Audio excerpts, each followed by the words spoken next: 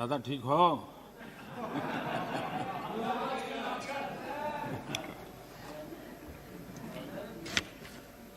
आदरणीय सभापति जी,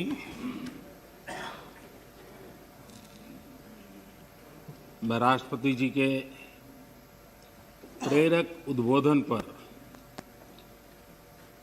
आभार प्रस्ताव की चर्चा में शरीक होने के लिए और राष्ट्रपति जी का धन्यवाद करने के लिए कुछ बातें प्रस्तुत करूंगा।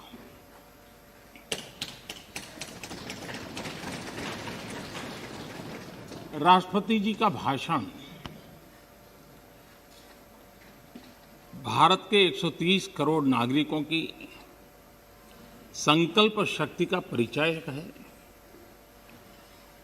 विकट और विपरीत काल में भी यह देश किस प्रकार से अपना रास्ता चुनता है, रास्ता तय करता है और रास्ते पर अचीव करता हुआ आगे बढ़ता है, ये सारी बातें विस्तार से राष्ट्रपति जी ने अपने अभिभाषण में कही है। उनका एक एक शब्द देशवासियों में एक नया विश्वास पैदा करने वाला है और हर किसी के दिल में देश के लिए कुछ करने की प्रेरणा जगाने वाला है। और इसलिए हम उनका जितना आभार व्यक्त करें उतना कम है। इस सदन में भी 15 घंटे से ज्यादा चर्चा हुई है। रात को 12-12 बजे तक हमारे सभी माननीय सांसदों ने इस चेतना को जगाए रखा है, चर्चा को जीवंत बनाया है, अधिक शार्पन किया है। इस चर्चा में भाग लेने वाले सभी माननीय सदस्यों का मैं हृदय से आभार व्यक्त करता हूं। मैं विशेष रूप से हमारी महिला सांसदों का आभार व्यक्त करना चाहता हूं, क्योंकि इस चर्चा में उनकी भागीदारी भी ज्यादा थी, विचारों की धार भी थी, रिसर्च करके बातें रखने का उनका प्रयास था और अपने आप को इस प्रकार से तैयार करके कि उन्होंने इस सदन को समृद्ध किया है, चर्चा को समृद्ध किया है। और इसलिए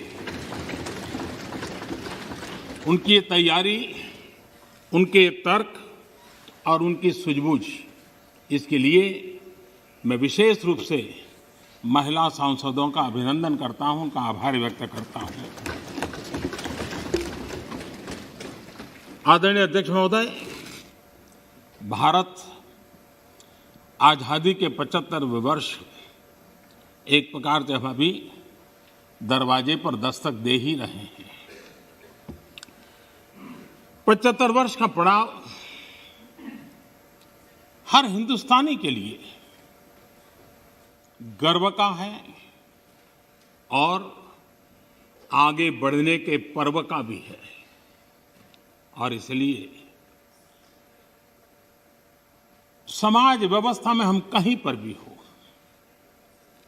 देश के किसी भी कोने में हो, सामाजिक आर्थिक व्यवस्था में हमारा स्थान कहीं पर भी हो, लेकिन हम सब ने मिलकर के आजादी के इस पर्व से एक नई प्रेरणा प्राप्त करके, नए संकल्प लेकर के 2047 जब देश आजादी के 100 साल मनाएगा, हम उस 100 साल की भारत की आजादी की यात्रा के 25 साल हमारे सामने हैं। उन 25 साल को हम देश को कहां ले जाना है, दुनिया में इस देश की मौजूदगी कहां करनी है, ये संकल्प हर देशवासी के दिल में हो। ये वातावरण बनाने का काम इस परिसर का है, इस पवित्र धरती का है, इस पंचायत का है। आदरणीय अध्यक्ष जी, देश जब आजाद हुए और जो आखिरी ब्रिटिश कमांडर थे वो यहां से जब गए तो आखिर में वो यही कहते रहते थे कि भारत कई देशों का महाद्वीप है। भारत कई देशों का महाद्वीप है और कोई भी इसे एक राष्ट्र कभी नहीं बना पाएगा। ये घोषणाएं हुई थी, लेकिन भारतवासियों ने इस आशंका को तोड़ा। जिनके मन में ये प्रकार के शक थे उसको समाप्त कर दिया और हम हमारी अपनी जिजीविषा, अपनी सांस्कृतिक एकता, हमारी परंपरा आज विश्व के सामने एक राष्ट्र के रूप में खड़े हैं और विश्व के लिए आशा का किरण बन करके खड़े हुए हैं। ये 75 साल की हमारी यात्रा में हमने पाया। कुछ लोग ये कहते थे कि India was a miracle democracy. ये भ्रम भी हमने तोड़ा है। लोकतंत्र की हमारी रगों में, हमारे सांस में किस प्रकार से बुना हुआ है। हमारी हर सोच, हर पहल, हर प्रयास लोकतंत्र की भावना से भरा हुआ रहता है। इस बात को हमने अनेक चुनाव आए, अनेक सत्ता परिवर्तन आए, बड़ी आसानी से सत्ता परिवर्तन आए और परिवर्तित सत्ता व्यवस्था को भी सबने हृदय से स्वीकार करके आगे बढ़ाया। 75 साल का ये क्रम रहा है और इसलिए लोकतांत्रिक मूल्यों के लिए और हम विविधताओं से भरे हुए देश हैं। सैकड़ों भाषाएं, हजारों बोलियां, भांति भांति का पहनाव, क्या कुछ नहीं है विविधताओं से भरा हुआ। उसके बावजूद भी हमने एक लक्ष्य, एक राह ये करके दिखाया है। आज जब हम भारत की बात करते हैं तो स्वाभाविक रूप से स्वामी विवेकानंद जी ने एक जो बात कही थी उसको मैं जरूर स्मरण करना चाहूंगा।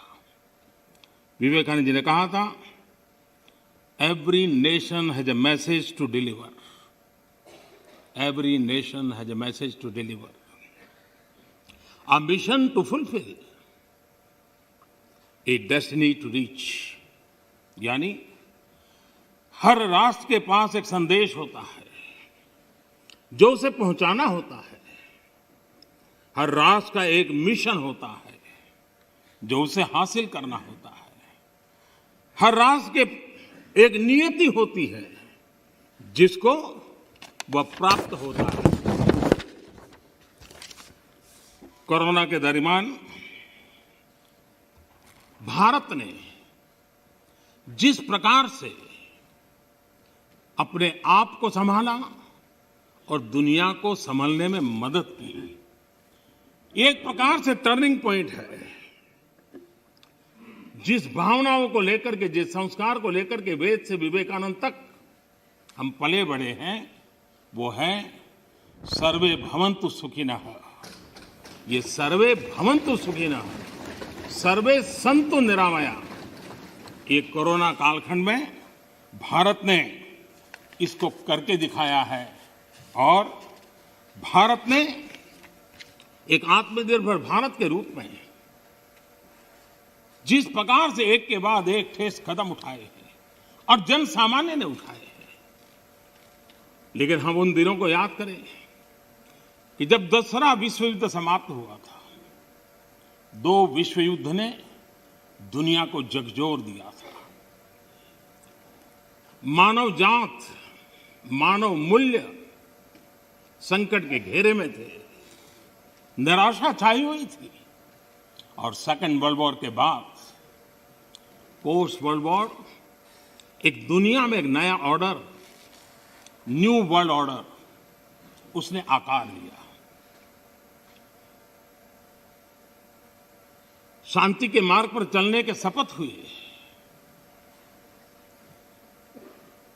सैन्य नहीं, सहयोग, इस मंत्र को लेकर के दुनिया के अंदर विचार प्रबल होते गए। यूएन का निर्माण हुआ, इंस्टीट्यूशंस बनी, भांति भांति के मैकेनिज्म तैयार हुए ताकि विश्व को पोस्ट वर्ल्ड वॉर के बाद एक सुचारू ढंग से शांति की दिशा में ले जाया जाए। लेकिन अनुभव कुछ और निकला।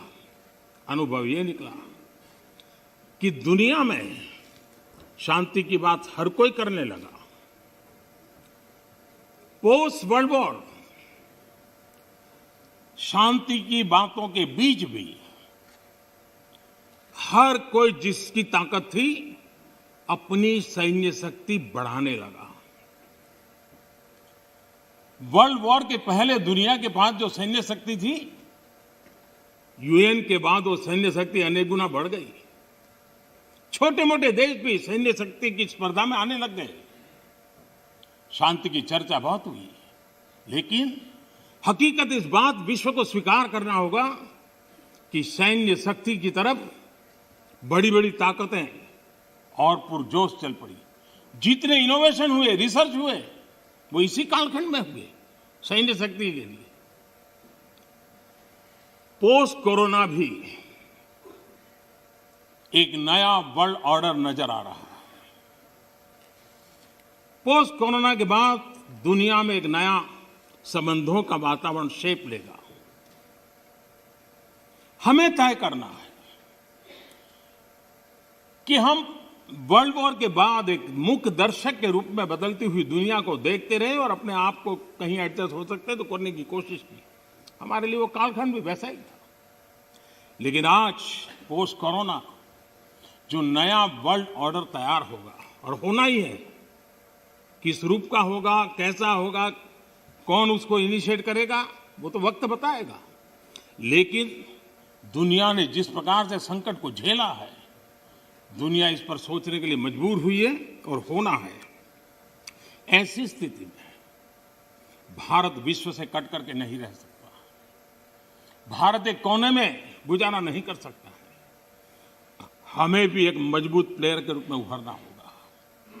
लेकिन सिर्फ जनसंख्या के आधार पर हम दुनिया में अपनी मजबूती का दावा नहीं कर पाएंगे।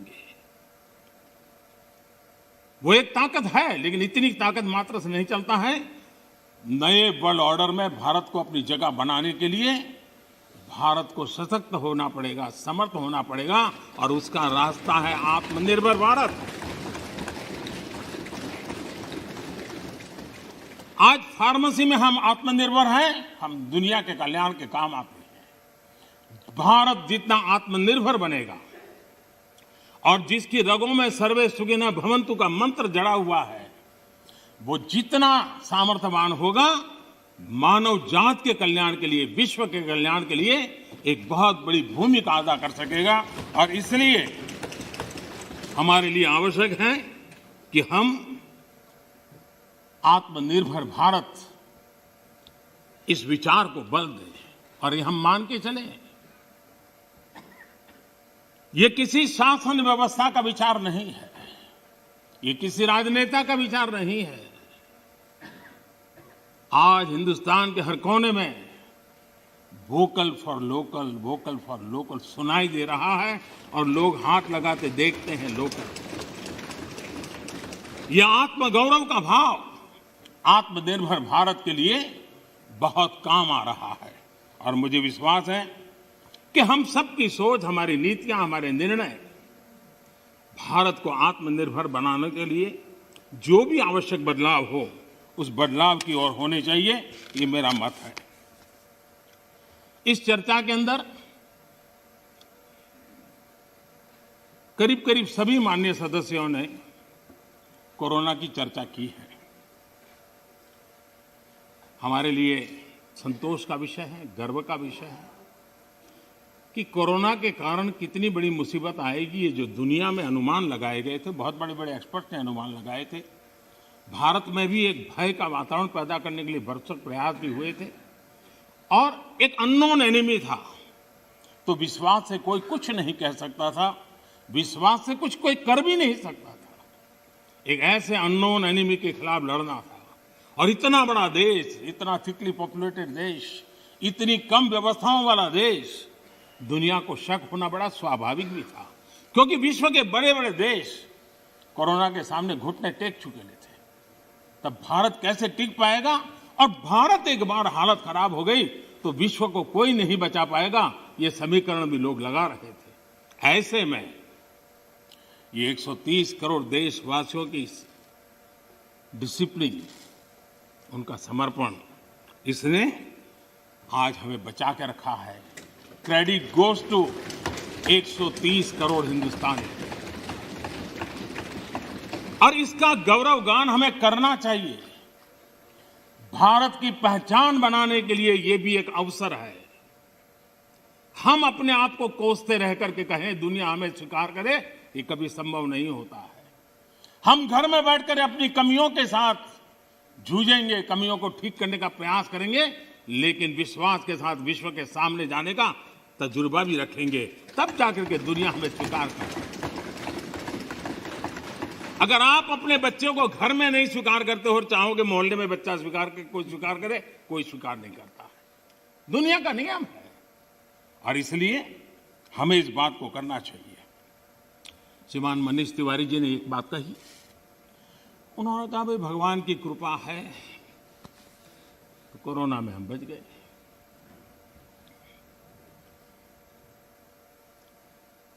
मैं इस बात से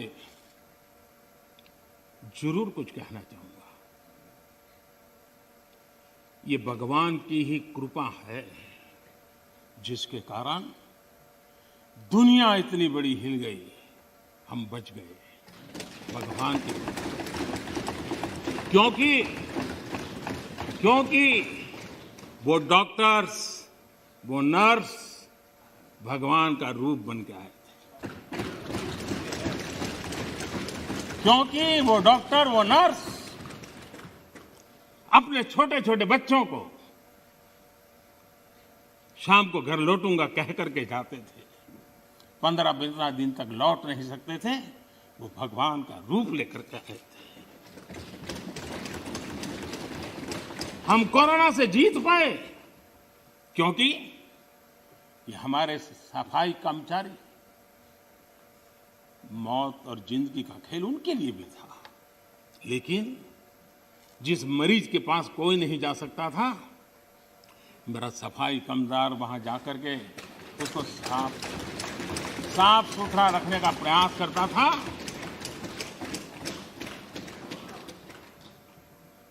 भगवान का रूप ये सफाई कामदार के रूप में आया था। कोई एम्बुलेंस चलाने वाला ड्राइवर पढ़ा लिखा नहीं था, उसे पता था मैं जिसको लेके जा रहा हूं वो कोरोना पॉजिटिव है। वो एम्बुलेंस का ड्राइवर भगवान के रूप में आया था, हजारों की जिंदगी, और इसलिए भगवान का रूप ही था जिसने हमें बचाया है। लेकिन भगवान अलग अलग रूप में आया था, और जितनी हम उनकी प्रशंसा करेंगे, जितना हम गौरवगान करेंगे, देश की सफलता का जितना गौरवगान करेंगे, हमारे भीतर भी एक नई ताकत पैदा होगी। कई कारणों से जिन लोगों के भीतर निराशा फैल चुकी है, उनको भी मैं कहता हूं कि कुछ पल के लिए 130 करोड़ देशवासियों के इस पराक्रम को याद कीजिए, आपके अंदर भी ऊर्जा आ जाएगी।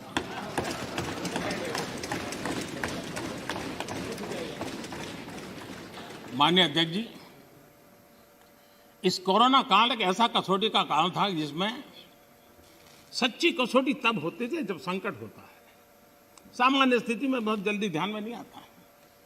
दुनिया, बड़े बड़े देश, कोरोना में जो हुआ वो तो है, लेकिन उन्होंने हर एक ने तय किया कि वे अपने नागरिकों को सीधे पैसे पहुंचाएंगे ताकि इस संकट की घड़ी में उनके नागरिकों को मदद मिले।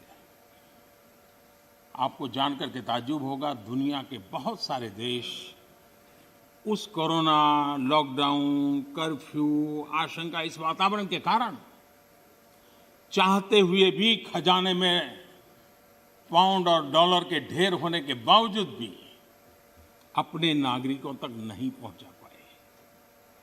बैंक बंद, पोस्ट बंद, व्यवस्थाएं बंद, कुछ नहीं कर पाए। इरादा था, घोषणाएं भी हुई। ये हिंदुस्तान है कि जो इस कोरोना कालखंड में भी करीब करीब 75 करोड़ से अधिक भारतीयों को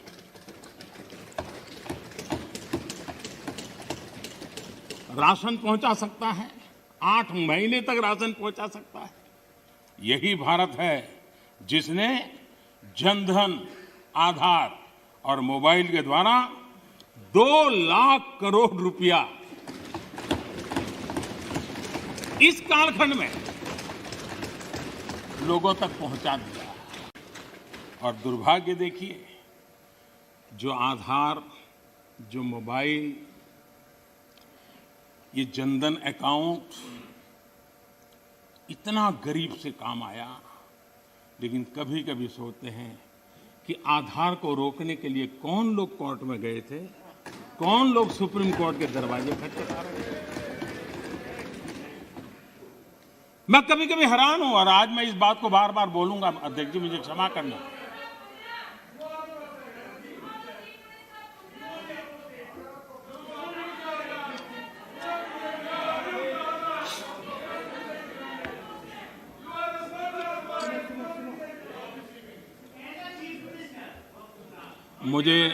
मुझे 1 मिनट का विराम देने के लिए मैं आपका बहुत आभारी हूं।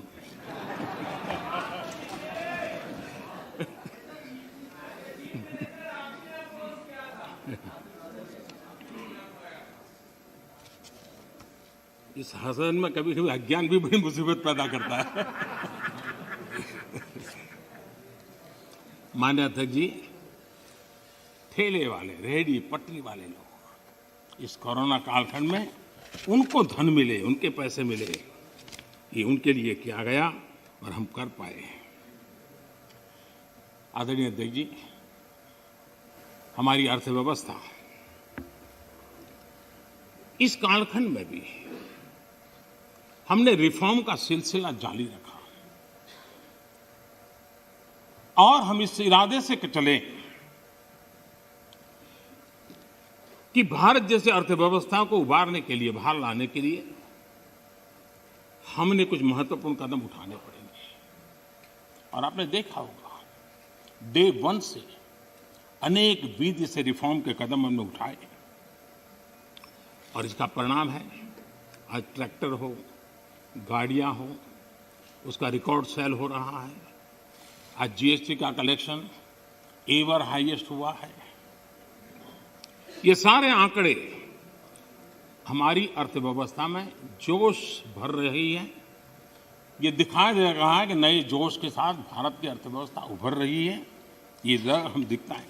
और दुनिया के जो लोग हैं, उन्होंने ये अनुमान भी लगाया है कि करीब करीब 2 डिजिट वाला ग्रोथ अवश्य होगा। 2 डिजिटल ग्रोथ की संभावनाएं सभी पंडितों ने कही है और मुझे विश्वास है कि इसके कारण इस संकट के काल से भी, मुसीबतों के बीच से भी देशवासियों की अपेक्षा के अनुसार देश प्रगति करेगा। आदरणीय अध्यक्ष महोदय, इस कोरोना काल में 3 कृषि कानून भी लाए गए। ये कृषि सुधार का सिलसिला बहुत ही आवश्यक है, महत्वपूर्ण है और बरसों से जो हमारा कृषि क्षेत्र चुनौतियां महसूस कर रहा है, उसको बाहर लाने के लिए हमने निरंतर प्रयास करना ही होगा और उस करने की दिशा में हमने एक ईमानदारी से प्रयास किया है। जो भावी चुनौतियां, जिसको कई विद्वानों ने कहा हुआ है, कोई मेरे शब्द नहीं है, कृषि क्षेत्र की इन भावी चुनौतियों को हमने अभी से डील करना पड़ेगा और उसको करने की दिशा हमने प्रयास किया है। मैं एक देख रहा था कि यहाँ पर जो चर्चा हुई और विशेष करके हमारे जो कांग्रेस के साथियों ने चर्चा की, मैं ये तो देख रहा था कि वो इस कानून के कलर पर तो बहुत बहस कर रहे थे। ब्लैक है कि वाइट है, ब्लैक है कि वाइट है। अच्छा होता उसके कंटेंट पर चर्चा करते, अच्छा होता उसके इंटेंट पे चर्चा करते, ताकि देश के किसानों को भी सही चीज पहुंच सकती थी। और मुझे विश्वास है दादा ने भी भाषण किया और मुझे लगता है कि दादा तो बहुत अभ्यास करके आए होंगे, बहुत अच्छी बात बताएंगे, लेकिन वो ज़्यादातर प्रधानमंत्री और उनके साथी बंगाल में यात्रा क्यों कर रहे हैं, कैसे कर रहे हैं, कहाँ जा रहे हैं, उसी में लगे रहे। तो दादा के ज्ञान से हम इस बार वंचित रह गए। खैर, चुनाव के बाद अगर आपके पास मौका होगा तो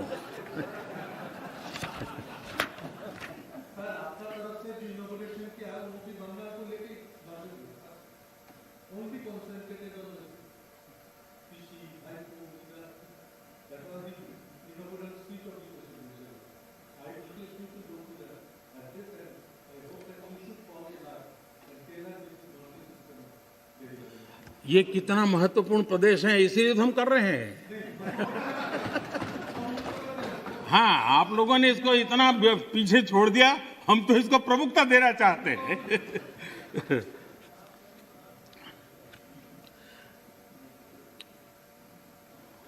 हम एक बात समझें,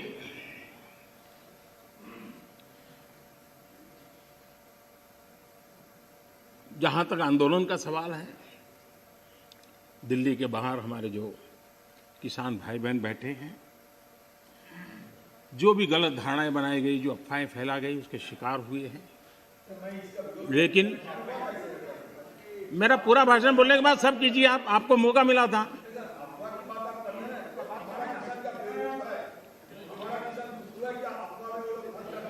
आप तो ऐसे शब्द उनके लिए बोल सकते हैं, हम नहीं बोल सकते, हम नहीं बोल सकते हैं। श्रीमान किसान हमारे कैलाश चौधरी जी ने और हमारे पूरे समय बोलते ही रहेंगे क्या?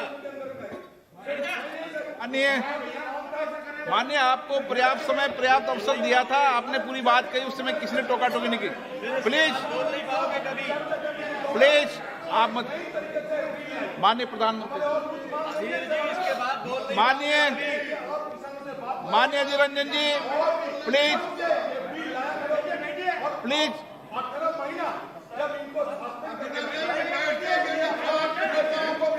माननीय Adhir Ranjan ji, please please please please please please please. देखिए, मैं कितनी सेवा करता हूं आपकी। आपको जहां रजिस्टर करवाना था हो गया।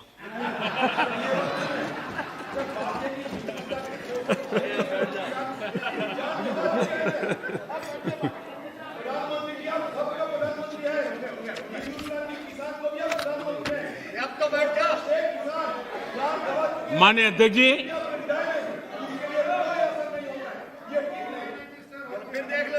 माननीय अध्यक्ष जी,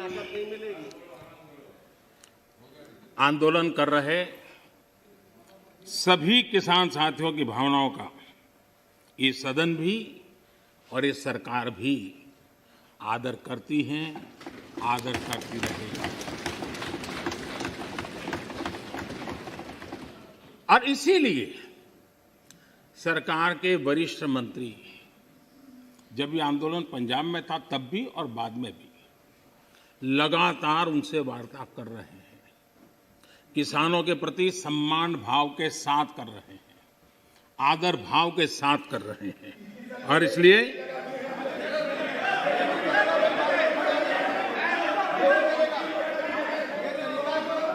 आपने 30 मिनट, 1 मिनट,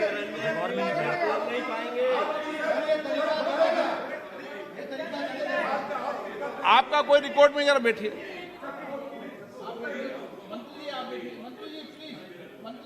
अधीर बाबू, कुछ कहना है तो और।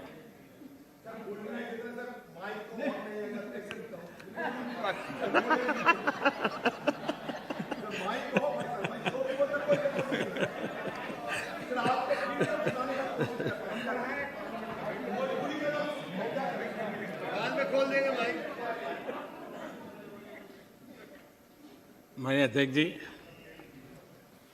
बीच बीच में जरूरी होता है सब। लगातार बातचीत होती रही है और जब पंजाब में आंदोलन चल रहा था उस समय भी हुई है, दिल्ली आने के बाद हुई ऐसा नहीं है। बातचीत में किसानों की शंकाएं क्या है वो ढूंढने का भी भरपूर प्रयास किया गया। उनसे लगातार कहा गया कि भाई अपन एक एक मुद्दे पर चर्चा करें, और नरेंद्र सिंह जी तोमर ने इस विषय में विस्तार से बताया भी है राज्यसभा में। तो क्लोज बाय क्लोज चर्चा करने के लिए भी कहा, और हम मानते हैं कि अगर इसमें कोई कमी हो और सचमुच में किसान का नुकसान करते हैं, उसमें बदल करने में क्या जाता है जी। ये देशवासियों के लिए है, अगर कोई निर्णय करते हैं तो किसानों के लिए है। लेकिन हम इंतजार करते हैं, अभी भी हम इंतजार करते हैं कि वो अगर कोई चीज स्पेसिफिक बताते हैं और अगर वो कन्विंसिंग है तो हमें कोई संकोच नहीं है। और इसलिए हम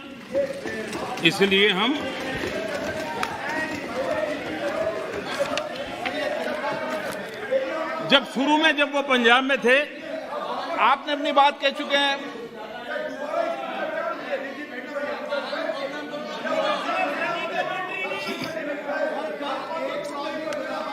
एक मिनट बोल दिया ना, नहीं ऐसा ठीक नहीं है। आपको पर्याप्त समय पर्याप्त अवसर मैंने दिया था, किसी ने टोका टोकी नहीं की थी। नहीं माननीय सुरेश जी प्लीज बैठिए, प्लीज। नो, ये तरीका नहीं है, नहीं, no.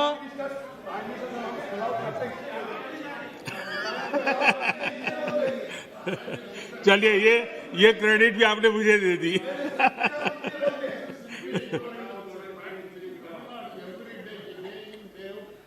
Mister Balu please, please.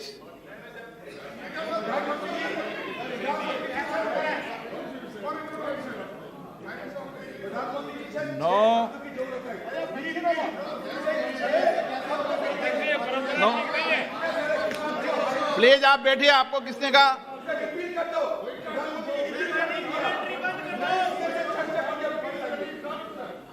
TR Balu ji please, please please please, आपको मैं पर्याप्त समय पर्याप्त अवसर देता हूं। Please please sit down.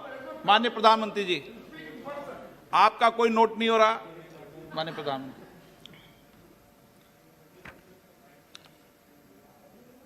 ये ऑर्डिनेंस के द्वारा ही तीनों कानून लागू किए गए थे, बाद में पार्लियामेंट में भी पारित हुए। कानून लागू होने के बाद न देश में कोई मंडी बंद हुई है, कानून लागू होने के बाद न कहीं एमएसपी बंद हुआ है। ये सच्चाई है जिसको हम छुपा करके बातें करते हैं, इसका कोई मतलब नहीं है। इतना ही नहीं, एमएसपी की खरीदी भी बढ़ी है और ये कानून नए बनने के बाद बढ़ी है। और इसलिए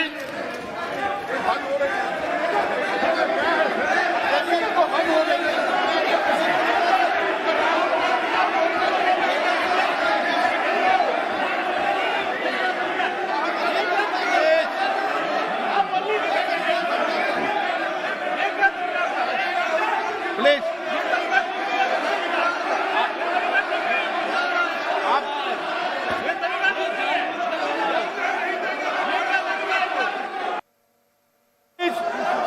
प्लीज, अधीर रंजन जी प्लीज, एक मिनट बैठिए, बैठिए बैठिए बैठिए, आसन पे बैठिए। माननीय सदस्यगण, मैंने इस विषय पर आपको सभी माननीय सदस्यों को पर्याप्त समय पर्याप्त अवसर दिया था। जब कोई भी प्रतिपक्ष का माननीय नेता या सदस्य बोलता था तो मैंने सभी से कहा कि सब बात ध्यान से सुने, किसी को टोका टोकी नहीं करे। और रात्रि को 1 बजे तक, जब तक सदन में अंतिम वक्ता था, मैंने पर्याप्त समय दिया है। मेरा आपसे आग्रह है, माननीय प्रधानमंत्री जी अपनी बात कह रहे हैं, आपने अपनी बात कह चुके हैं, उनका जवाब माननीय प्रधानमंत्री जी दे रहे हैं। माननीय प्रधानमंत्री से आग्रह करूंगा अपनी बात।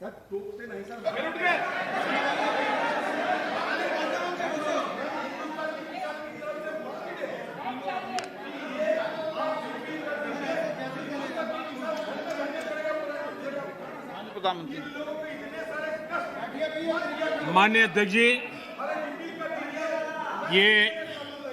ये हो हल्ला, ये आवाज, ये रुकावटें डालने का प्रयास एक सोची समझी रणनीति के तहत है।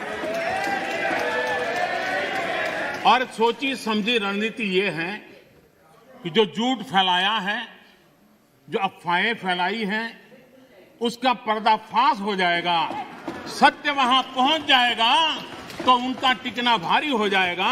और इसलिए हो हल्ला करते रहो, जैसा बाहर करते हैं वैसा अंदर भी करते रहो, यही खेल चलता रहा है। लेकिन इससे कभी भी आप लोगों का विश्वास नहीं जीत पाओगे, मान के चलो। माननीय अध्यक्ष जी, ऑर्डिनेंस के बाद और पार्लियामेंट में कानून बनने के बाद किसी भी किसान से मैं पूछना चाहता हूं कि पहले जो हक उनके पास थे, जो व्यवस्थाएं उनके पास थी, उसमें से कुछ भी इस नए कानून ने छीन लिया है क्या? इसकी चर्चा, उसका जवाब कोई देता नहीं है। सब कुछ वैसा का वैसा वो है पुराना। क्या हुआ है? एक अतिरिक्त विकल्प व्यवस्था मिली है, वो भी क्या कंपलसरी है? किसी कानून का विरोध तो तब मायना रखता है कि जब वो कंपलसरी हो। ये तो ऑप्शनल है। आपको मर्जी पड़े यहां जाना है जाइए, आपको मर्जी पड़े वहां नहीं जाना है वहां जाइए, जहां ज्यादा फायदा हो वहां किसान चला जाए, ये व्यवस्था की गई है। और इसलिए प्लीज अधीर रंजन जी, अब ज्यादा हो रहा है। अधीर रंजन जी प्लीज, अब ज्यादा हो रहा है, अब ज्यादा हो रहा है। मैं आपका रिस्पेक्ट करने वाला इंसान हूं और मैंने पहले कह दिया, आपने जितना किया, जहां रजिस्टर होना हो गया। और बंगाल में भी टीएमसी से ज्यादा पब्लिसिटी आपको मिल जाएगी। बाबा क्यों इतना? हाँ दादा, देखो मैं बता दिया, चिंता मत करो, मैंने बता दिया।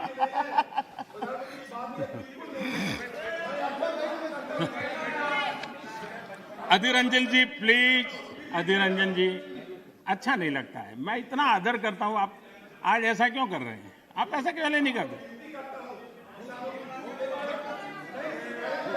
अरे भाई, हद से ज्यादा क्यों कर रहे हो आप?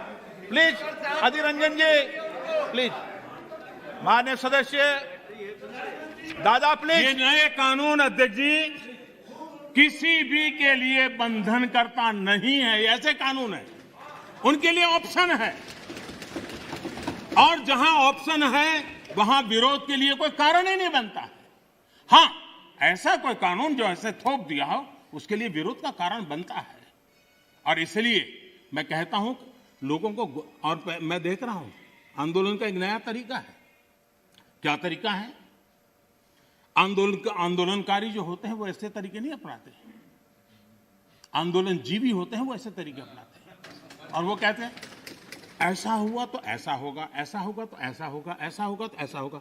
अरे भाई, जो कुछ हुआ ही नहीं, जो होना नहीं है, उसका भय पैदा कर करके, और पिछले कई सालों से लगातार सुप्रीम कोर्ट का एक जजमेंट आ जाए, कोई निर्णय नहीं हुआ है, और एकदम से तूफान खड़ा कर दिया जाए, आग लगा दी जाए देश में।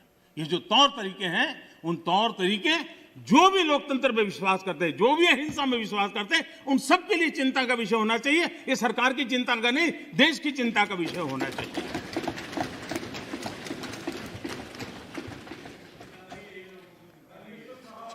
इस प्लीज बाद में समय मिलेगा आपको। नो माननीय अध्यक्ष जी, माननीय अध्यक्ष जी प्लीज, ये तरीका ठीक नहीं। माननीय अध्यक्ष जी, आप समझ, पुरानी मंडियों पर भी कोई पाबंदी नहीं है। इतना ही नहीं, इस बजट में इन मंडियों को आधुनिक बनाने के लिए, उनके इंफ्रास्ट्रक्चर को सुधारने के लिए और बजट की व्यवस्था की गई है। और उस बजट के माध्यम से माननीय अध्यक्ष जी, ये जो हमारे निर्णय हैं वो सर्वजन हिताय, सर्वजन सुखाय की भावना के साथ लिए गए। माननीय अध्यक्ष जी, ऐसा क्या करते हैं?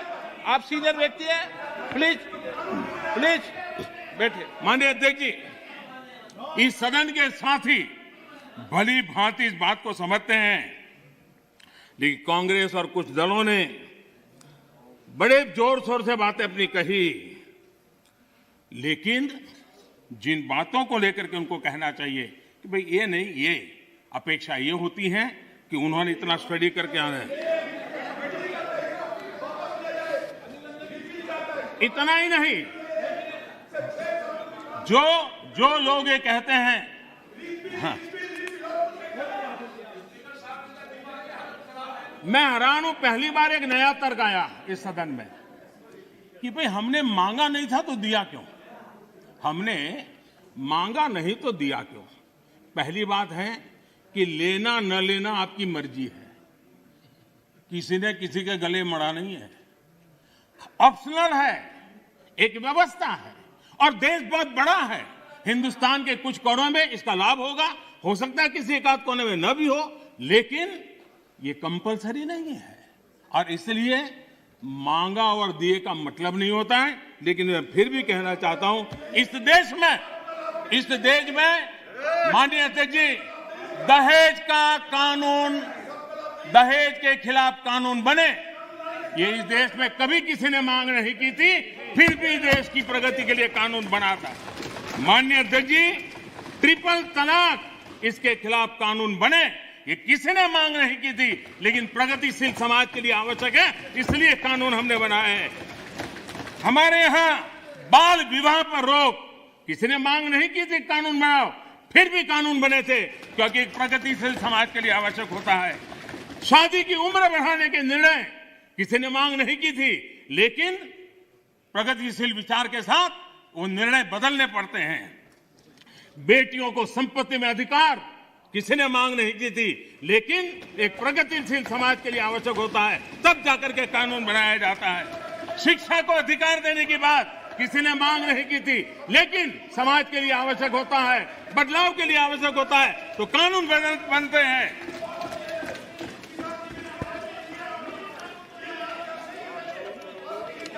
क्या कभी भी इतने सुधार हुए, बदलते हुए समाज ने इसको स्वीकार किया कि नहीं किया, ये दुनिया पूरी तरह जानती है।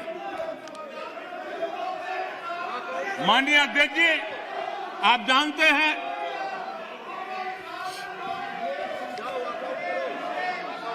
उन्होंने पर्याप्त समय, पर्याप्त अवसर दिया है बोलने का, ये तरीका ठीक नहीं है आपका। ठीक,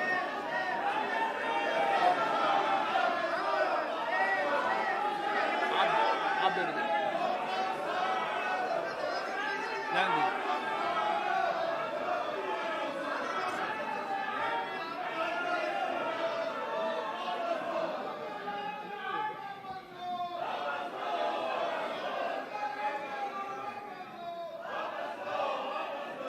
माननीय अध्यक्ष जी, हमें मानते थे कि हिंदुस्तान की बहुत पुरानी पार्टी कांग्रेस पार्टी, जिसने करीब करीब 6 दशक तक इस देश में एक चक्री शासन किया, ये पार्टी का ये हाल हो गया है कि पार्टी का राज्यसभा का तबका एक तरफ चलता है और पार्टी का लोकसभा का तबका दूसरी तरफ चलता है। ऐसी डिवाइडेड पार्टी, ऐसी कंफ्यूज पार्टी न खुद का भला कर सकती है, न देश की समस्याओं के समाधान के लिए कुछ सोच सकती है। इससे बड़ा दुर्भाग्य क्या हो सकता है? कांग्रेस पार्टी राज्यसभा में भी है, कांग्रेस पार्टी के वरिष्ठ नेता राज्यसभा में बैठे हैं, लेकिन वो एक बहुत आनंद और उमंग के साथ वाद विवाद करते हैं, विस्तार से चर्चा करते हैं, अपनी बात रखते हैं। और यही कांग्रेस पार्टी का दूसरा तबका अब समय तय करेगा। माननीय अध्यक्ष जी, ईपीएफ पेंशन योजना, हमें मालूम है कभी ऐसे केसेस मेरे सामने आया जब 2014 के बाद में आया बेटा, किसी को पेंशन 7 रुपए मिल रही थी, किसी को 25 रुपए, किसी को 50 रुपए, किसी को 250 रुपए, ये देश में चलता था। मैंने कहा भाई इन लोगों को ऑटो रिक्शा में वो पेंशन लेने जाने का भी खर्चा उससे ज्यादा होता होगा। किसी ने मांग नहीं थी, किसी मजदूर संगठन ने मुझे आवेदन पत्र नहीं दिया था। माननीय अध्यक्ष जी, उसमें से बाहर ला करके मिनिमम 1000 रुपये देने का निर्णय हमने किया था, किसी ने मांगा नहीं। मुझे किसी भी किसान संगठन ने इस देश के छोटे किसान को कुछ सम्मान पैसे मिले इसकी व्यवस्था किसी ने मांग नहीं की थी, लेकिन हमने प्रधानमंत्री सम्मान निधि योजना के तहत उनको हमने धन सामने से देना शुरू किया। माननीय अध्यक्ष जी, कोई भी आधुनिक समाज के लिए परिवर्तन बहुत आवश्यक होता है। हमने देखा है जिस प्रकार से उस कालखंड में विरोध होता था, लेकिन राजा राममोहन राय जी जैसे महापुरुष, ईश्वर चंद्र विद्यासागर जी जैसे महापुरुष, ज्योतिबा फुले जैसे महापुरुष, बाबा साहब आंबेडकर, कितने अनगिनत नाम हैं।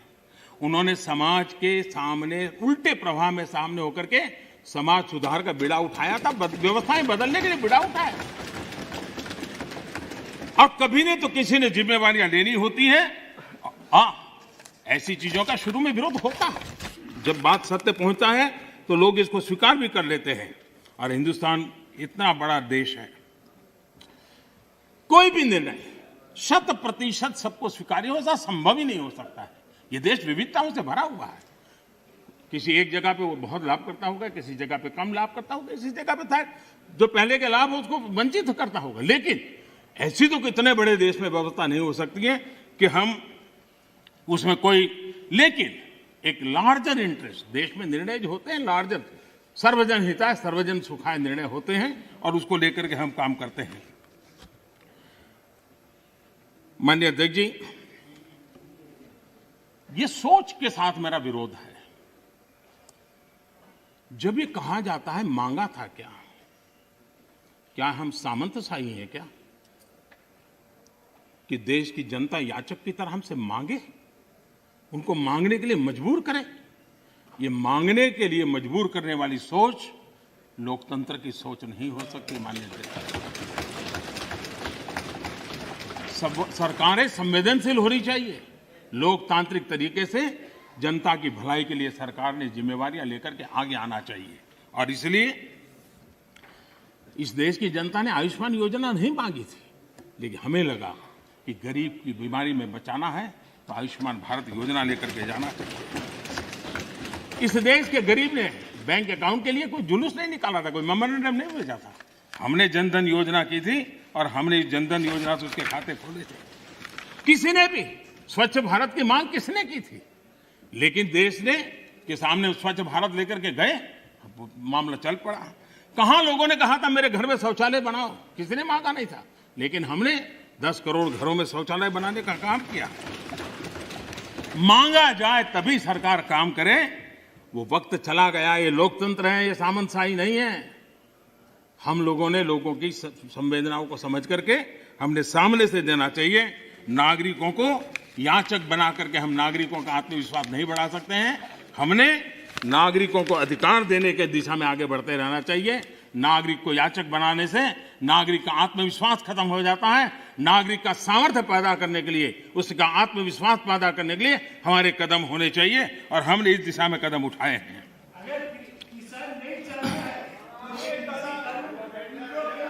सरकार, एक मिनट दादा, अरे सुनो दादा, अरे दादा वही मैं कह रहा हूं, दादा मैं वही कह रहा हूं। जो नहीं चाहता है वो उसका उपयोग न करे, उसके पास पुरानी व्यवस्था है।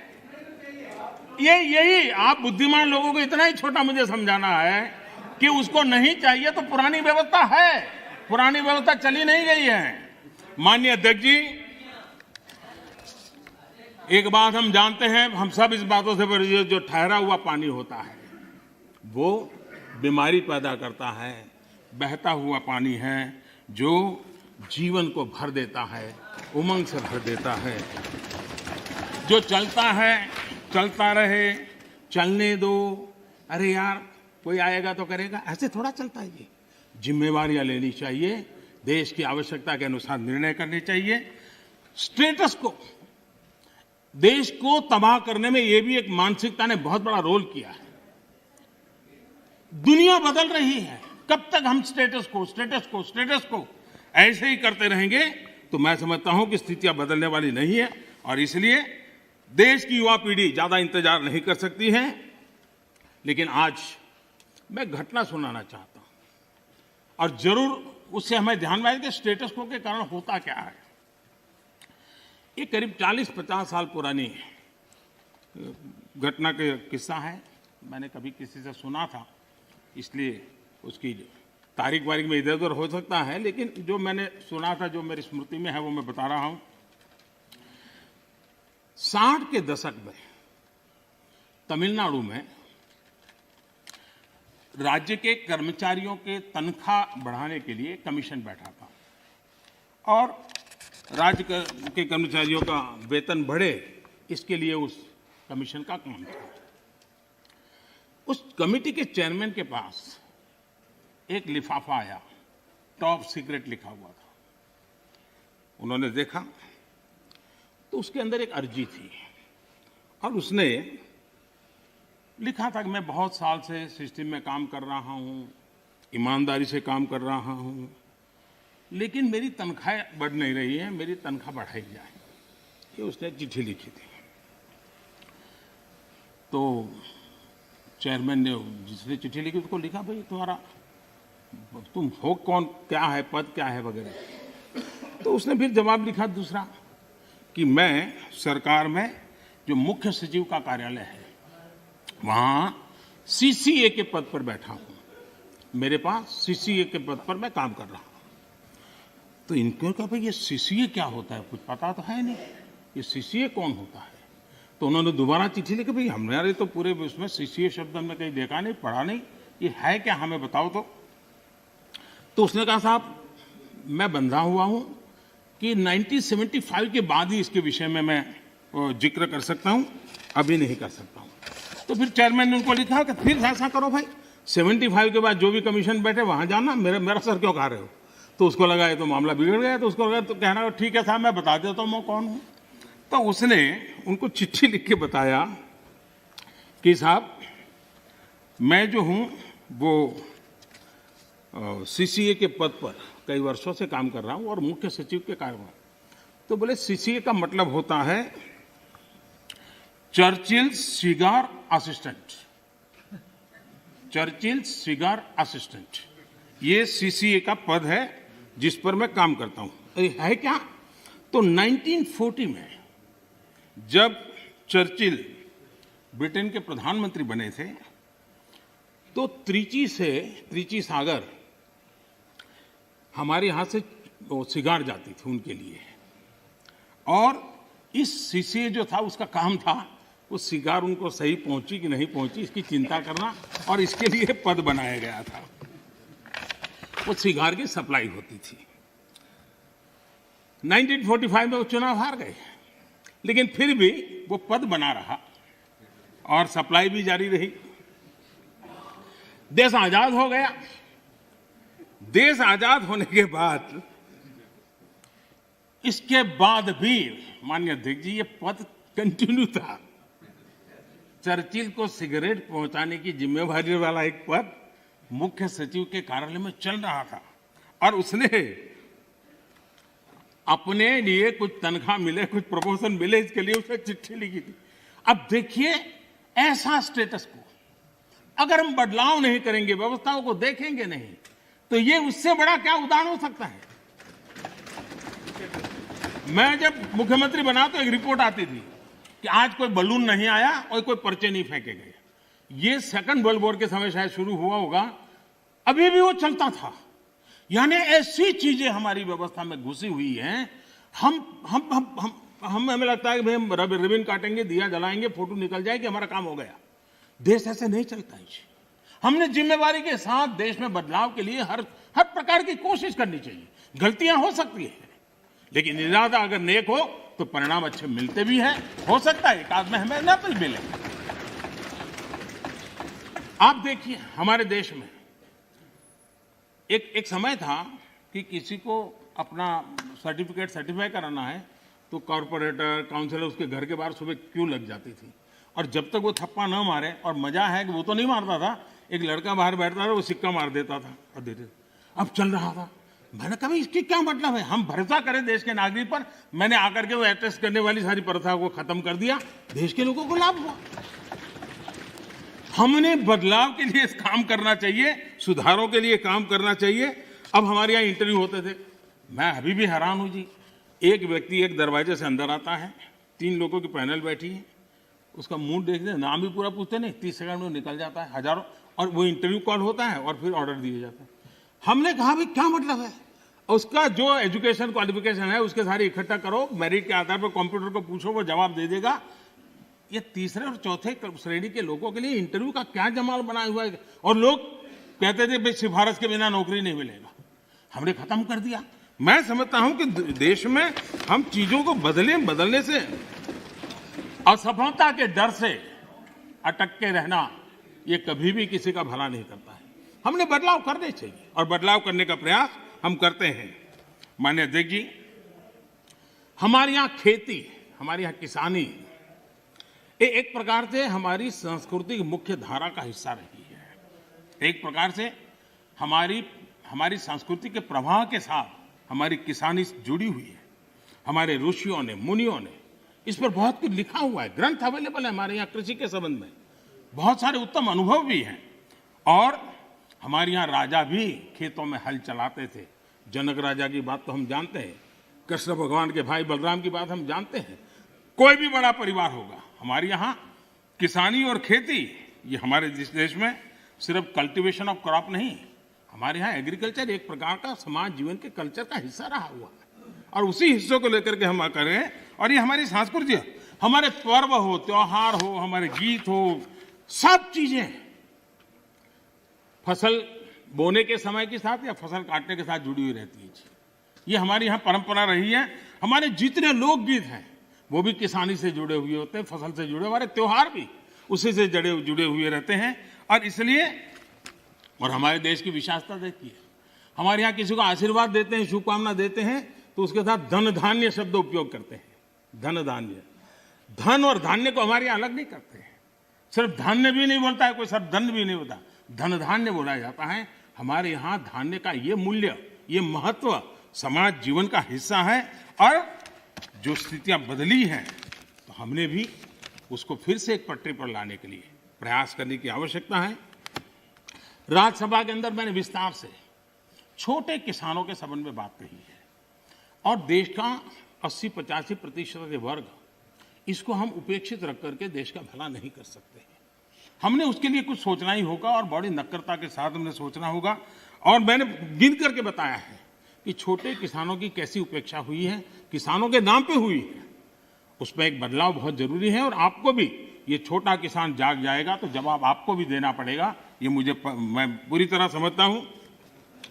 हमारे यहाँ जैसे जैसे आबादी बढ़ रही है, जमीन का टुकड़ा छोटा होता जा रहा है, परिवार के अंदर जमीन जो है बढ़ जाती है।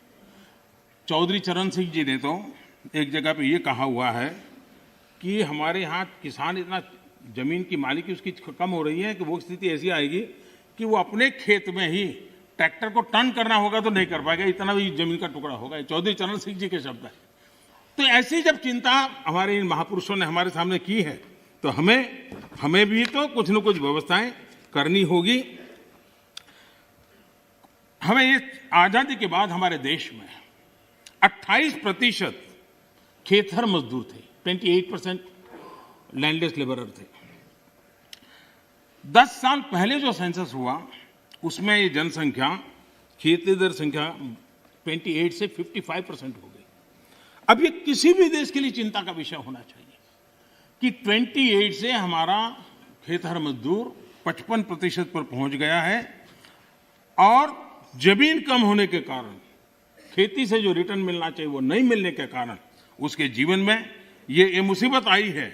और वो मजदूरी करने पर, किसी और के खेत में जाकर के मजदूरी होने कर मजबूर हो गया है। और दुर्भाग्य है कि हमारे देश में खेती में निवेश जो होना चाहिए वो नहीं हो रहा है। सरकार उतना कर नहीं पा रही है, राज्य सरकारें भी नहीं कर पा रही हैं, और किसान खुद भी नहीं कर पा रहा है। जो कुछ भी उसको निकलता है बच्चों को पालने में और पेट भरने में उसका चला जाता है। और इसलिए निवेश की बहुत बड़ी आवश्यकता है। जब तक हम निवेश नहीं लाएंगे, जब तक हम हमारी खेती को आधुनिक नहीं करेंगे, हम जब तक छोटे से छोटे किसान की भलाई के लिए व्यवस्थाएं विकसित नहीं करेंगे, हम देश के एग्रीकल्चर सेक्टर को ताकतवर नहीं बना सकते हैं। और इसलिए हमारा किसान आत्मनिर्भर बने, उसको अपनी उपज बेचने की आजादी मिले, उस दिशा में हमने काम करने की आवश्यकता है। और हमारा किसान सिर्फ गेहूं और चावल वहां सीमित रहे, उससे भी बात बनने वाली नहीं है। दुनिया में मार्केट क्या है, आज उसके रिसर्च हो रहे हैं। उस प्रकार की चीजों का उत्पादन करें और वो चीजें दुनिया के बाजार में बेचें। भारत की आवश्यकताएं हैं, हम बाहर से चीजें न लाएं। मुझे याद है, मैं बहुत पहले जब यहाँ संगठन का काम करता था, नॉर्थ पार्ट में मुझे फारूक साहब के साथ भी काम करने का काफ़ी मौका मिला है। तो मुझे हरियाणा का एक किसान अपने खेत में ले गया। उसने बड़ा आग्रह कहा तो मैं चला गया। छोटी सी जगह थी उसकी, 1-1.5-2 बीघा शायद जमीन होगी, लेकिन बड़ा प्रगति। तो उसने वो बड़े पीछे पड़ा, आइए आइए। मैंने कहा है क्या बात? वे बोले एक बार आइए तो देखिए। तो मैं गया उसके यहाँ, करीब 30-40 साल पहले की बात है, 30 साल हो गए। उन्होंने क्या किया, दिल्ली के 5 स्टार होटल्स में जो चीजें सब्जियां वगैरह विदेशों से लाते थे, उसने उसका स्टडी किया। अगर उनको छोटे कॉर्न चाहिए, उनको छोटे टमाटर चाहिए, और उसने अपनी उस छोटी सी जगह में और रिस्ट्रिक्टेड वातावरण के अंदर लोगों की मदद लेके वो फसल पाया। और मजा है कि दिल्ली 5 स्टार के होटलों में उसका माल जाना शुरू हो गया। हमारे देश में थोड़ा सा बदलाव करें हम। अब हमने कभी सोचा है स्ट्रॉबेरी हम बाय एंड लार्ज मानते हैं कि वो ये ठंडे प्रदेशों का है। मैं देख रहा हूं जी कच्छ के रेगिस्तान में स्ट्रॉबेरी हो रही है। मैं देख रहा हूं जी मध्य प्रदेश के अंदर, उत्तर प्रदेश के अंदर, वहां स्ट्रॉबेरी हो रही है। बुंदेलखंड में जहां पानी की दिक्कत है। इसका मतलब ये हुआ कि हमारे यहाँ संभावनाएं हैं। हमारे किसान को गाइड करके हम नई नई चीजों पे ले जाएंगे।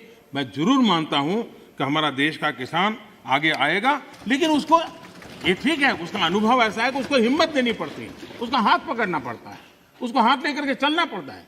अगर वो चल पड़ता है तो कमाल करके दिखाता है। उसी प्रकार से कृषि के अंदर जितने नए रास्ते निवेश बढ़ेगा, मैं मानता हूं रोजगार के अवसर भी बढ़ने वाले हैं और दुनिया में एक हमें नया मार्केट मिल सकता है। हमारे यहाँ ग्रामीण अर्थव्यवस्था में सुधारने के लिए एग्रो बीज इंडस्ट्री की संभावनाएं भी बढ़ेगी और इसलिए हमें इस पूरे क्षेत्र को आत्मनिर्भर बनाने की दिशा में हमने जरूर काम करना चाहिए। कई विपरीत परिस्थितियों में भी हमारे किसान ने रिकॉर्ड उत्पादन किया है। कोरोना काल में भी रिकॉर्ड उत्पादन किया है।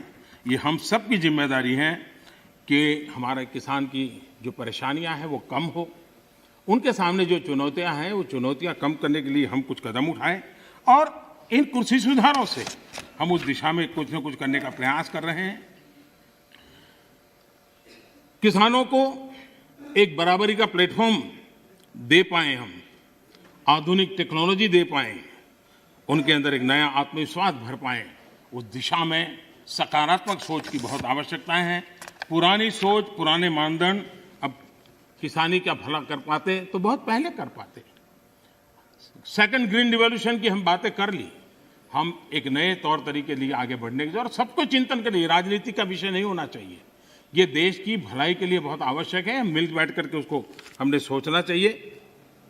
सभी दल चाहे सत्ता में हो या विपक्ष में, ये हम सबका दायित्व है और हमें 21वीं सदी में 18वीं शताब्दी की सोच से हमारे एग्रीकल्चर सेक्टर को हम उसकी चुनौतियों को पूरा नहीं कर सकते हैं। उसी को हमने बदलना होगा। कोई नहीं चाहता है कि हमारा किसान गरीबी के चक्कर में फंसा रहे, उसको जिंदगी जीने का हक न मिले। मैं मानता हूं कि उसको आश्रित रहना न पड़े, उसको पराधीन न रहना पड़े, सरकारी टुकड़ों पर पलने के लिए मजबूर न होना पड़े। ये जिम्मेवारी भी हम सबकी है और उस जिम्मेवारी को निभाना, हमारे अन्नदाता समृद्ध हो, हमारा अन्नदाता कुछ न कुछ और ज़्यादा देश के लिए कर सकें, उसके लिए अगर हम अवसर देंगे तो बहुत सारी। सरदार वल्लभ भाई पटेल एक बात कहते थे, वो कहते थे स्वतंत्रता प्राप्ति के बाद भी यदि परतंत्रता की दुर्गंध आती रहे तो स्वतंत्रता की सुगंध नहीं फैल सकती। जब तक हमारे छोटे किसान को नए अधिकार नहीं मिलते तब तक पूर्ण आजादी की उनकी बात अधूरी रहेगी और इसलिए बड़ा बदलाव कर करके हमको हमारे इन किसानों को एक लंबी यात्रा के लिए तैयार करना होगा और हम सबको मिलकर के करना होगा। गलत कुछ करने के इरादे से जब नहीं होना चाहिए, अच्छा करने के इरादे से होना चाहिए, किसी की भलाई करने के लिए होना चाहिए। हमारी सरकार ने छोटे किसानों के लिए हर कदम को आप देखेंगे तो छोटे किसानों को हमने बीज से लेकर के बाजार तक पिछले 6 वर्षों में अनेक ऐसे इंटरवेंशन किए हैं जो छोटे किसान की मदद कर सकते हैं, छोटा किसान का लाभ सकते हैं। अब जैसे डेयरी सेक्टर और कोऑपरेटिव सेक्टर सशक्त भी है और उसका एक मजबूत वैल्यू चेन भी बना है और सरकार की दखल कम से कम है, फिर भी वो अपने मजबूती पर आया है। हम धीरे धीरे फल फूल सब्जी की तरफ बल दे सकते हैं और उसके बाद धान्य की तरफ दे सकते हैं। हम बहुत ताकतवर बना सकते हैं। हमारे पास मॉडल है, सफल मॉडल है। उन सफल मॉडल का हमने प्रयोग करना चाहिए। हमने उनको वैकल्पिक बाजार देना चाहिए। दूसरा एक महत्वपूर्ण काम जो हमने किया है 10,000 फार्मर्स प्रोड्यूसर ऑर्गेनाइजेशन, ये किसानों के लिए, छोटे किसानों के लिए एक बहुत बड़ी ताकत के रूप में उभरने वाले हैं। और जहां जहां महाराष्ट्र में विशेष प्रयोग हुआ है एफपीओज बनाने का, कई और राज्यों ने भी, केरल में भी कम्युनिस्ट पार्टी के लोग काफी मात्रा में एफपीओ बनाने काम में लगे हुए हैं। लेकिन इसके कारण किसान अपना बाजार ढूंढने के लिए एक सामूहिक शक्ति के रूप में उभरेगा। ये 10,000 एफपीओज बनने के बाद आप देखना कि गांव के अंदर किसान छोटे हैं, उसको बाजार की ताकत किसान डिक्टेट करेगा, वो बन जाएगी और किसान ताकतवर बनेगा, ये मेरा पूरा विश्वास है। इन एफपीओ के माध्यम से बैंक से पैसा भी मिल सकता है, वो छोटे छोटे भंडारण की व्यवस्था कर सकता है। अगर वो थोड़ी ताकत ज़्यादा इकट्ठी करे तो छोटे छोटे कोल्ड स्टोरेज भी बना सकता है।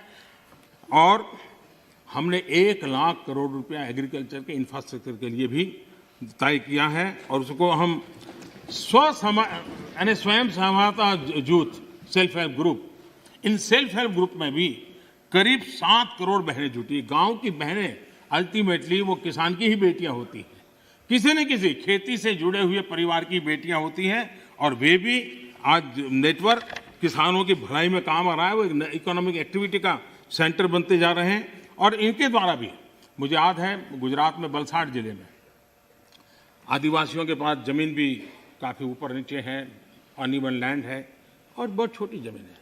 हमने एक बाड़ी प्रोजेक्ट किया था और अब्दुल कलाम जी एक दिन अपना जन्मदिन वहाँ मनाने के लिए आए थे। उन्होंने कहा मुझे कोई प्रोटोकॉल नहीं चाहिए, मैं इन किसानों के साथ रहना चाहता हूँ। बड़ा सक्सेसफुल प्रयोग था। महिलाएं काफ़ी काम करती थी आदिवासी बेल्ट के अंदर। और मशरूम, काजू वो गोवा की बराबरी का काजू पैदा करने लग गए थे और उन्होंने मार्केट प्राप्त किया था। छोटे किसान थे, छोटी जगह थी, लेकिन प्रयत्न किया तो परिणाम मिला। और अब्दुल कलाम जी ने इसके विषय में लिखा भी है, उन्होंने आकर के देखा था। तो मैं कहता हूं कि हमने नए प्रयासों की दिशा में जाना चाहिए।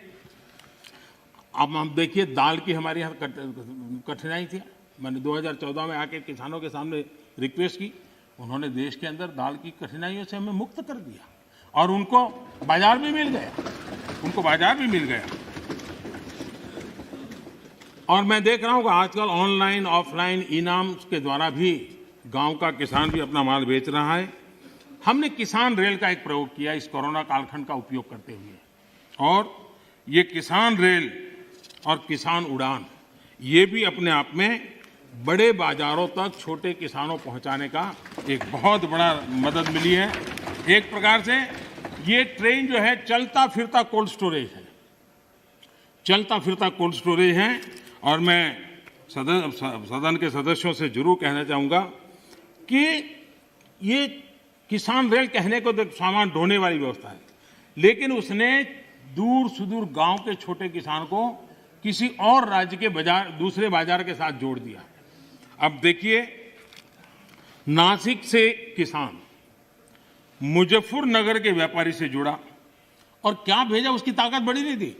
30 किलो अनार, 30 केजी अनार, ये उसने वहां से ये किसान रेल से भेजा और खर्चा कितना हुआ, 124 रुपीज। उसको बड़ा बाजार मिल गया। ये 30 किलो इतनी छोटी चीज है कि शायद कोई कुरियर वाला भी नहीं ले जाता, लेकिन ये व्यवस्था थी तो यहां का किसान वहां तक जाकर के अपना माल बेच पाया है। उसी प्रकार से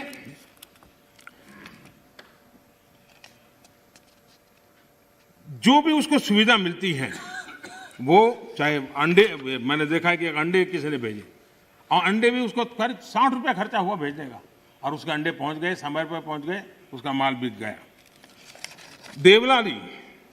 देवलाली का एक किसान 7 केजी उसकी कीवी, उसको उसने दानापुर भेजी। भेजने का खर्चा 60 रुपीज हुआ, लेकिन उसको 7 किलो की कीवी का अच्छा बाजार मिला और दूसरे राज्य पे जाकर के मिला। किसान रेल लगती छोटी बात है, लेकिन कितना बड़ा परिवर्तन कर सकती है, इसका हम नमूना देखते हैं। माननीय अध्यक्ष जी, चौधरी चरण सिंह जी ने एक किताब लिखी है, भारत की अर्थनीति।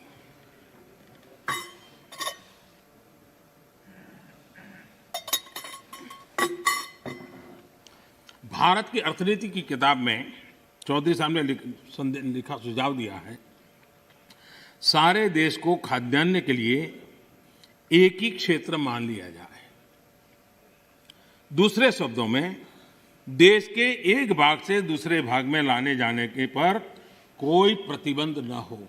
ये चौधरी चरण सिंह जी की किताब का कोट है।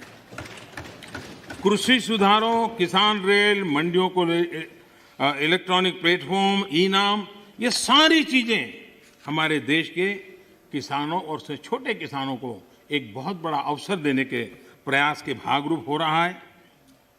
माननीय अध्यक्ष जी,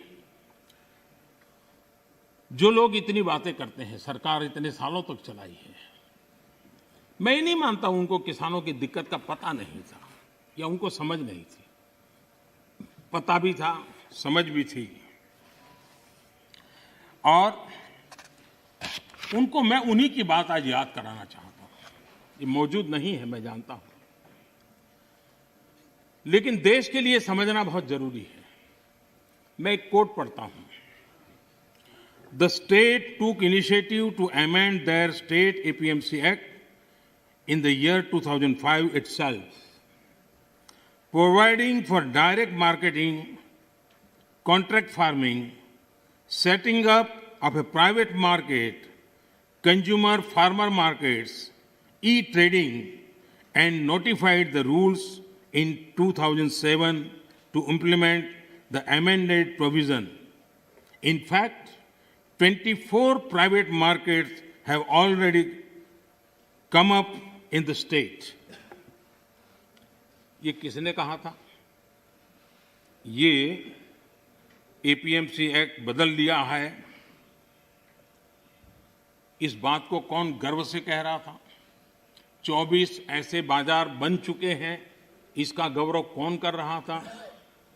डॉक्टर मनमोहन सिंह जी की सरकार के कृषि मंत्री श्रीमान शरद पवार जी गर्व की बात कर रहे हैं। ये उनका कोर्ट में कह रहा हूं। अब आज एकदम से उल्टी बात कर रहे हैं, और इसलिए शक होता है कि आखिरकार आप किसानों को भ्रमित करने के लिए रास्ता क्यों चुना है?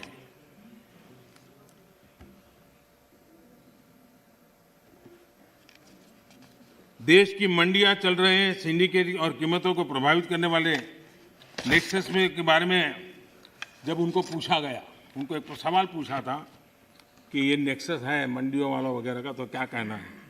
तो शरद पवार का एक दूसरा जवाब है, वो भी बड़ा इंटरेस्टिंग है। उन्होंने कहा था, किसानों के बचाव के लिए ही तो एपीएमसी रिफॉर्म को प्रमोट किया जा रहा है, ताकि किसानों को एपीएमसी मंडियों का विकल्प मिले। जब ज्यादा व्यापारी रजिस्टर होंगे तब स्पर्धा बढ़ेगी और मंडी में सांठगांठ इससे खत्म होगी। ये बात उन्होंने कही है, और इसलिए मैं समझता हूं कि इन बातों को हमने समझना होगा।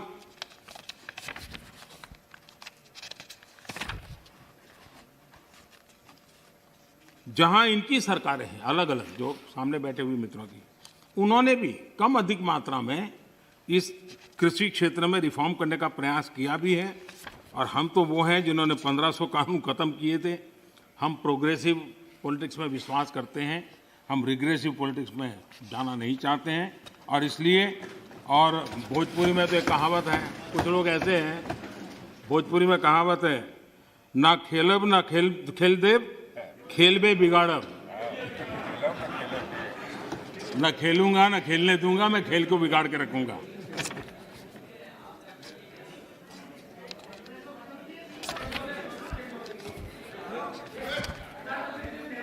माननीय अध्यक्ष जी, देश का सामर्थ्य बढ़ाने में सभी का सामूहिक योगदान, कश्मीर से कन्याकुमारी तक, कच्छ से लेकर कामाख्या तक, जब हर भारतीय का पसीना लगता है तब जाकर के देश आगे बढ़ता है। मैं कांग्रेस के साथियों को याद दिलाना चाहता हूं कि देश के लिए पब्लिक सेक्टर जरूरी है तो प्राइवेट सेक्टर का भी भागीदारी उतनी ही आवश्यक है।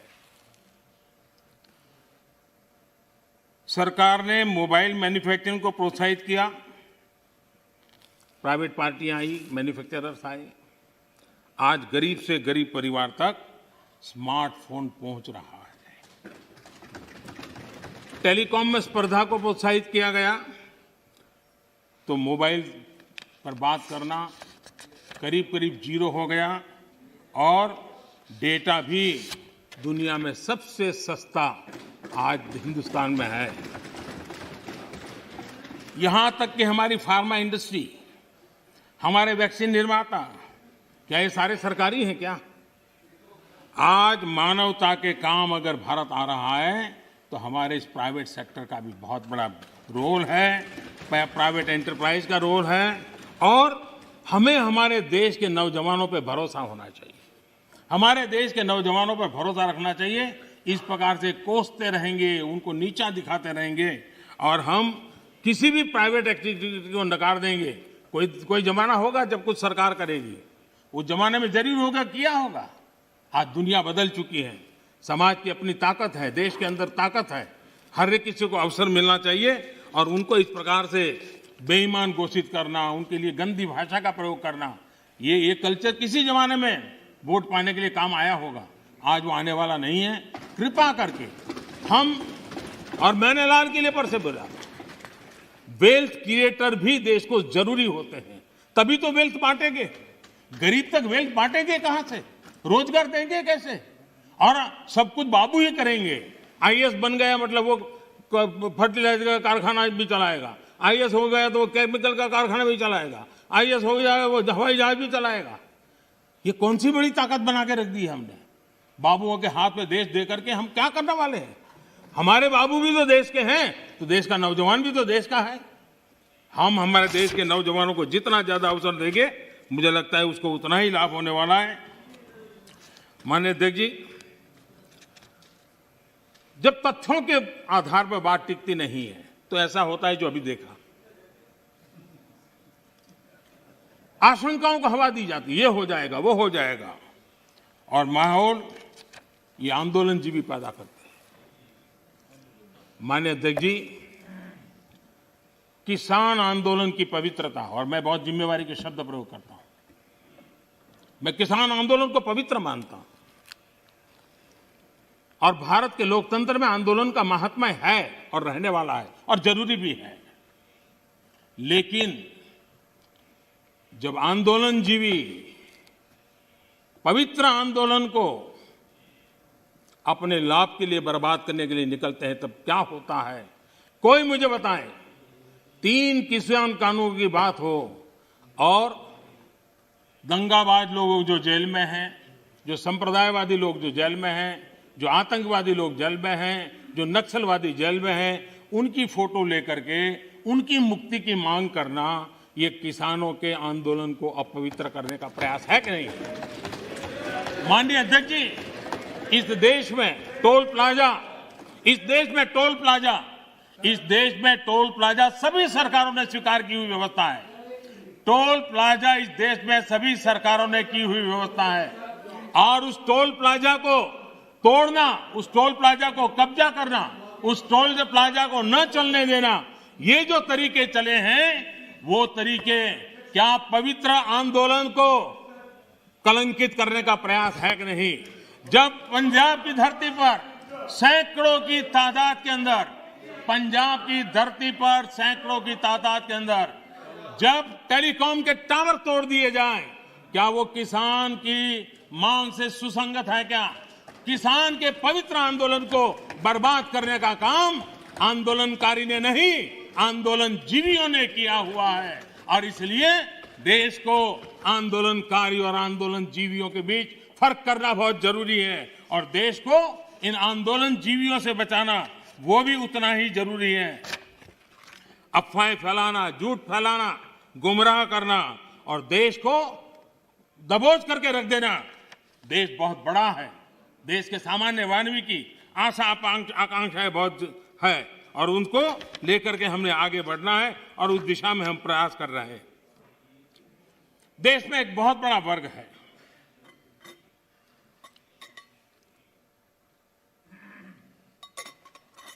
ये वर्ग, उनकी एक पहचान है टॉकिंग द राइट थिंग्स, यानी हमेशा सही बात बोलना। सही बात कहने में कोई बुराई भी नहीं है, लेकिन इस वर्ग के ऐसे लोगों से नफरत चीड़ है जो डूइंग द राइट थिंग्स पर चलते हैं। यह फर्क समझने जैसा है। टॉकिंग द राइट थिंग, इसकी वकालत करने वाले जब डूइंग द राइट थिंग की बात आती है तो उसी के सामने खड़े हो जाते हैं। ये चीजों को सिर्फ बोलने में विश्वास करते हैं, अच्छा करने में उनका भरोसा ही नहीं है। जो लोग इलेक्टोरल रिफॉर्म की बात करते हैं, वन नेशन वन इलेक्शन, उसकी जब बात आती है तो विरोध में खड़े हो जाते हैं। यही लोग जब जेंडर जस्टिस की बात आती है तो बढ़ चढ़ करके बोलते हैं, लेकिन अगर ट्रिपल तलाक खत्म करने की बात करते हैं तो विरोध में खड़े हो जाते हैं। ये एनवायरमेंट की बात करते हैं, लेकिन हाइड्रो पावर या न्यूक्लियर पावर, उसके सामने जाकर के झंडे लेकर के खड़े हो जाते, होना नहीं चाहिए, इसके लिए आंदोलन चलाते हैं। तमिलनाडु तो उसका भुक्तभोगी है।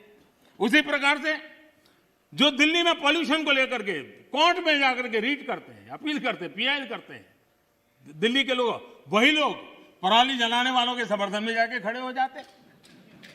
तब समझ नहीं आता है कि किस प्रकार से इस देश को गुमराह करने का इन लोगों का प्रयास है और उसको देश ने समझने की जरूरत है। मैं देख रहा हूं कि 6 साल में विपक्ष के मुद्दे कितने बदल गए हैं जी। हम भी कभी विपक्ष में थे, लेकिन हम जब भी विपक्ष में थे तो आपने देखा होगा देश के विकास के मुद्दों को लेकर के, भ्रष्टाचार के मुद्दों को लेकर के हम शासन में बैठे हुए लोगों को घेरते थे, हम आवाज उठाते थे, हम प्रयास करते थे। मैं हैरान हूं, आजकल विकास के मुद्दे की चर्चा ही नहीं करते। मैं इंतजार करता हूं कि ऐसे मुद्दे उठाए ताकि हमको कुछ कहने का मौका मिले कि भाई हम क्या कर रहे हैं, लेकिन वो हमारे मौका ही नहीं, क्योंकि उनके पास इन मुद्दों पर बोलने के लिए कुछ रहा नहीं है। और इसलिए न वो कितनी सड़कें बनी पूछते हैं, न कितने पुल बने पूछते हैं, न बॉर्डर मैनेजमेंट में क्या हुआ है, कितनी पटरियां बिछी, इन सारे विषयों पर उनको चर्चा करने में इंटरेस्ट नहीं है। माननीय अध्यक्ष जी, 21वीं सदी में इंफ्रास्ट्रक्चर का बहुत बड़ा महत्व है और भारत को आगे जाना है तो इंफ्रास्ट्रक्चर पर बल देने की बहुत जरूरत है और आत्मनिर्भर भारत के रोड मैप के लिए इंफ्रास्ट्रक्चर पर बल देना इस समय की मांग है और हम सबको इसको स्वीकार करना होगा। इंफ्रास्ट्रक्चर मजबूत होगा तभी देश की गति भी तेज होने वाली है, उसकी दिशाएं भी व्यापक होने वाली हैं और इसलिए हमने प्रयास करना चाहिए। और इंफ्रास्ट्रक्चर का मतलब है गरीब के लिए, मध्यम वर्ग के लिए अनेक नई संभावनाओं को इंफ्रास्ट्रक्चर जन्म देता है, नए अवसरों को जन्म देता है, रोजगार के लिए नए अवसर लेकर के आता है, इकोनॉमी को मल्टीप्लायर इफेक्ट करने की उसकी ताकत रहती है और इसलिए हमने इस बात को बल देने की जरूरत है।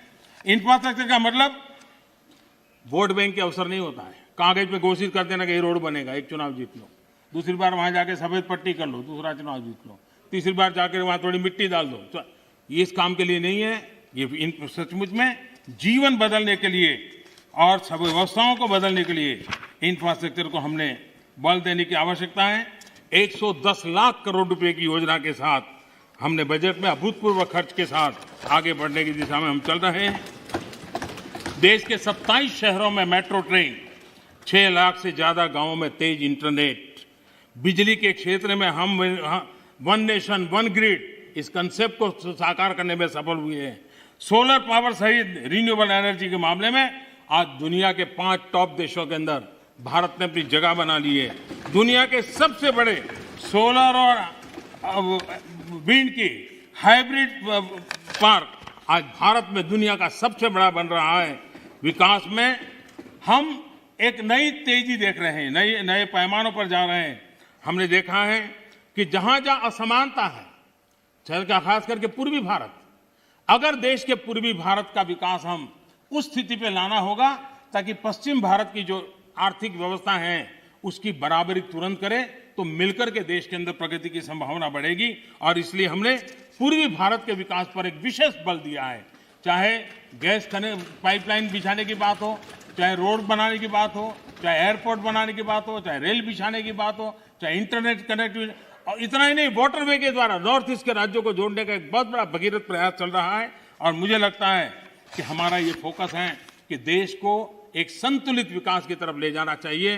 देश के हर क्षेत्र को, एक भी क्षेत्र पीछे न रह जाए, उस प्रकार से विकास की अवधारणा को लेकर के आगे चलने का हमने काम किया है। और इसलिए ईस्टर्न इंडिया पर हम मिशन मोड में काम कर रहे हैं।